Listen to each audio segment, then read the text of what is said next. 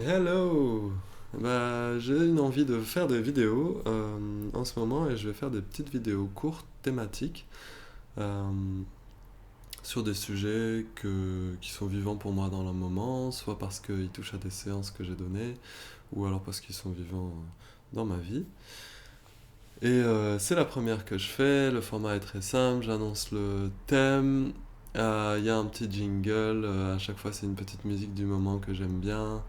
On danse ensemble quelques secondes dessus, et puis je te parle du sujet. Voilà. J'ai pas envie que ça dépasse plus de 5 7 minutes max. Ok, et aujourd'hui, c'est après une séance que je viens d'offrir, et j'ai envie de te parler d'hypervigilance. Voilà, et te dire un petit peu des petites choses qui me semblent importantes et intéressantes. Place au jingle, avec la musique du jour.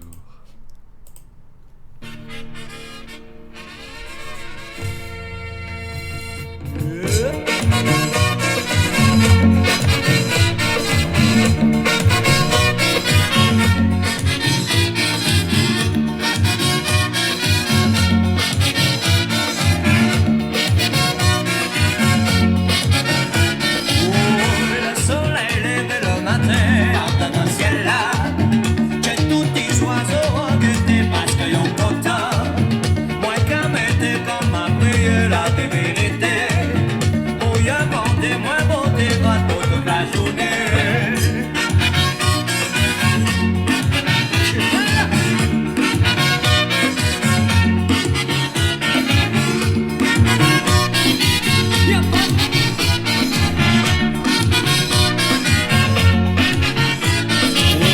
Le soleil levé le matin, dans le ciel là, que tous les Voilà! Ah, un peu de zouk. J'adore, ça fait du bien. Alors, l'hypervigilance. Euh, j'ai envie de parler de ce trait de comportement, donc qui peut apparaître comme un comportement, et qui est... moi j'aime beaucoup le système nerveux, alors du coup j'aborde ça sous cet angle. L'hypervigilance, tu peux le reconnaître chez les gens, chez toi, quand il y a une forme de crispation sur des stimuli extérieurs ou intérieurs. Et du coup, ton attention est focalisée sur euh, une chose. Et là, ce matin en séance, c'était intéressant parce que du coup, j'ai pu aborder ce sujet de l'hypervigilance dans le cadre de la relation. Et comment, du coup, en relation, l'hypervigilance nous rend hypersensibles au, à l'autre et à tous les micro-signes ou signaux que l'autre nous renvoie. Euh, un peu comme si on lisait tout le temps euh, chez l'autre et on essayait d'interpréter le comportement de l'autre. Et ce, constamment, dans la relation. Ça a évidemment un impact, c'est que je me sens plus libre d'être qui je suis, puisque je suis plus en lien avec qui je suis dans la relation et ce que je ressens. Je suis plus du tout en capacité d'avoir mon attention posée sur ce que je ressens dans la relation, et je suis complètement focalisé sur l'autre et ce qu'il me manifeste extérieurement, dans un but de m'y adapter. Ce qu'il faut savoir, c'est que l'hypervigilance, euh, c'est un mécanisme de survie, d'adaptation. Tu vois, imagine, je vais revenir à l'état d'animal, je suis un animal et je suis dans la nature. Euh, S'il y a un danger qui passe dans mon champ de vision, ou qui vient à moi par un son, par exemple, bref, s'il y a un danger qui émerge à mon champ de conscience, que ce soit par n'importe quel sens, bien évidemment, mon attention va se focaliser sur ce danger. Et tout mon comportement va être en réaction à ce danger, dans le but de m'en extirper, dans le but de survivre. Donc c'est important qu'à ce moment-là, je sois hyper vigilant à ce qui est en train de se passer pour la source de danger, que ce soit un autre individu ou quelque chose qui, je sais pas, n'importe quoi qui me met en danger. C'est hyper important que je sois hyper vigilant à ça, de façon à m'y adapter et à passer ce moment-là et à survivre. Voilà. Donc c'est un mécanisme adaptatif, c'est un mécanisme qui est en nous et qui a pour but de nous permettre de survivre.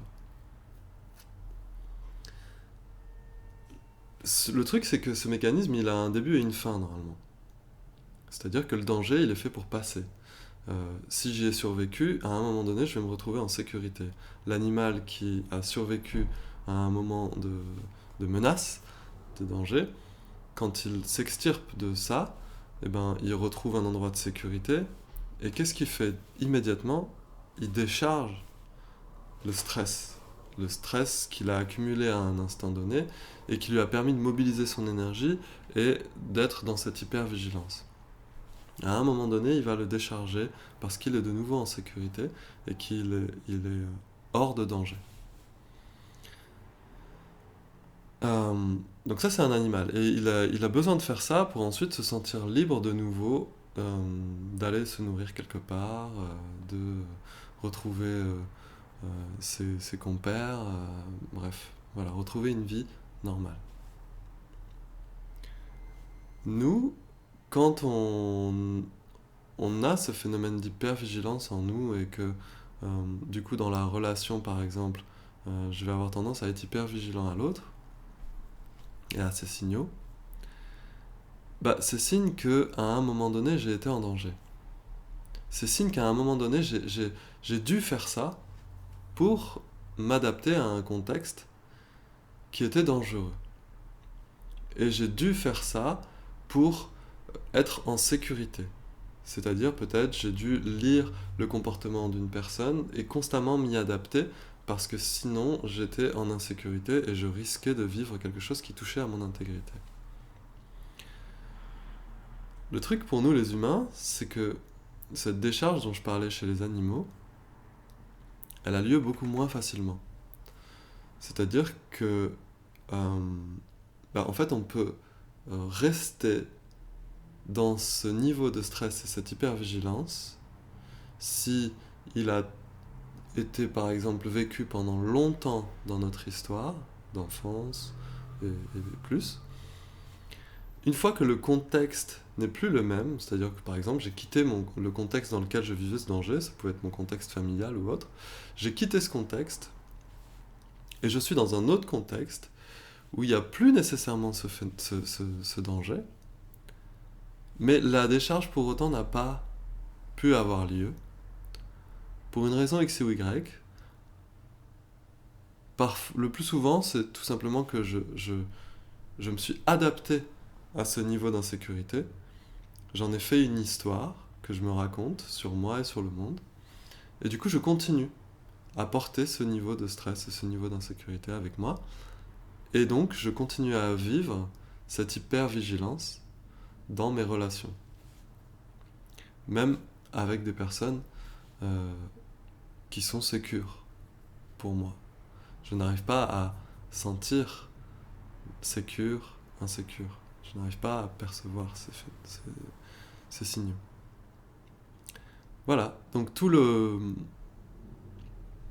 l'idée, c'est de trouver des moyens de décharger ce stress, et naturellement, comme l'animal dont je parlais tout à l'heure, naturellement, quand je décharge ce niveau de stress, cette hypervigilance se dissipe et je peux retrouver des liens avec les autres qui sont plus vivants, c'est-à-dire que je peux retrouver ma capacité à être attentif à moi-même tout en étant en lien avec l'autre. Voilà. C'était une courte vidéo qui a duré un peu plus que prévu, presque 10 minutes, sur l'hypervigilance. J'espère qu'elle vous aura apporté. Si vous avez envie de poser des questions, vous pouvez le faire en commentaire. J'y répondrai avec joie. Si vous avez envie de me contacter, eh ben, il y aura tout sur la description de la vidéo. Bisous!